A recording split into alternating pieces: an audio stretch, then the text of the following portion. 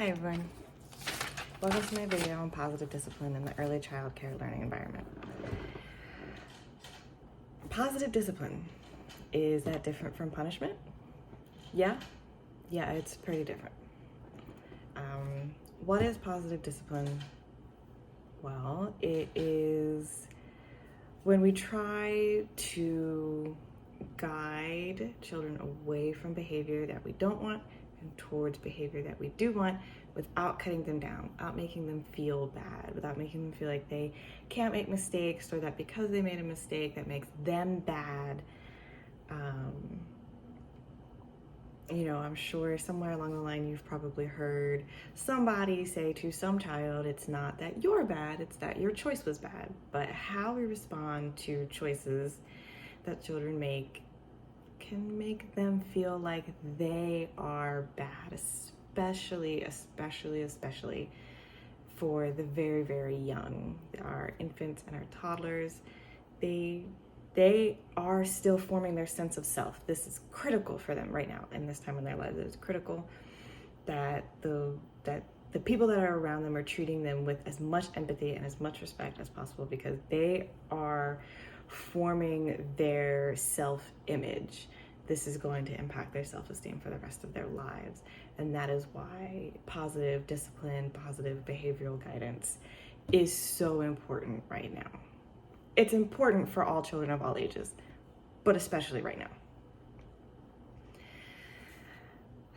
When caring for children, really at any age, but especially in early childhood, we as the adults handle behavior management and discipline is extremely important. Children need to be shown that they are respected, because that's the only way they're going to learn how to respect themselves, and it's gonna teach them how to show respect back. If we never teach them how to give respect by giving them respect, they can't give us respect. They never learned how.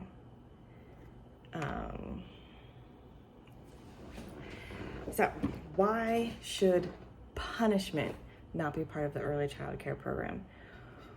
Well, punishment is an issue, especially for children of this age range, because it's harmful and it's likely not going to teach the lesson that you're trying to teach anyway. Punishment sends the message that the child is wrong, that the child is bad, and so something bad needs to happen to them to make up for the bad thing that they did. Personally, I distinguish discipline and punishment this way. If the way you're about to react to the child could be seen as revenge, that's probably a punishment, and it's probably not going to give you the desired outcome that you actually want. If what you're doing is just reacting and you're getting revenge on the child for doing the thing that you didn't want them to do, that's not it. That's not what we're supposed to be doing. And that's what makes punishment not good. It's not teaching the child, oh, hey, like, don't do that. That's not acceptable. It's saying, I need to get back at you for doing this thing, for making me have to deal with you doing this thing. Also, punishment is just going to bring out the rebellious nature. How many of us, as adults, get yelled at for something, and even if that person is right and we did make the mistake, you don't want to own up to the mistake or learn from that person because your feelings are hurt. You didn't learn anything. You're just, now everyone's angry and nobody wins. Nobody gains anything. Punishments damage the child's self-esteem, and trying to utilize your grown-up anger to control someone else's behavior only teaches the child to do the same thing. Now, the good part is, there are many different types of positive discipline that we could utilize. And first and foremost, it's important to remember that not every form of positive discipline is going to work for every child every day. Types of discipline that teach children what is acceptable and does not teach them that the adult thinks that they are bad could be redirection. Child is doing something that they shouldn't be doing, and instead of simply saying no, you give them something else to do that is as close to that thing as possible. So it's not safe to run in the eating area. Well, that's okay, that's not safe. So instead, let's go over here and run. You could run where the mats are, and the child still gets to run, but the discipline, the guidance still happened, and nobody's feelings got hurt. Adults who are caring for children of this age must also be comfortable modeling behavior that they want to see. You cannot just expect children to act a certain way if you don't act that way. So you have to have self-control if you want them to exhibit self-control, because they're going to pick up on your cues. Lead by example. Ignoring could be beneficial if the behavior is simply unacceptable but not necessarily harmful to the child or to anybody else in the room. You can just ignore it. However, you must be careful.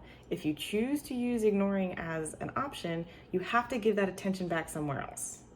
So if the child is whining and crying and just in general throwing a fit, okay, ignore that behavior until it's over, but then you have to pay attention and come back to that child when they're exhibiting wanted behavior and give them that attention back.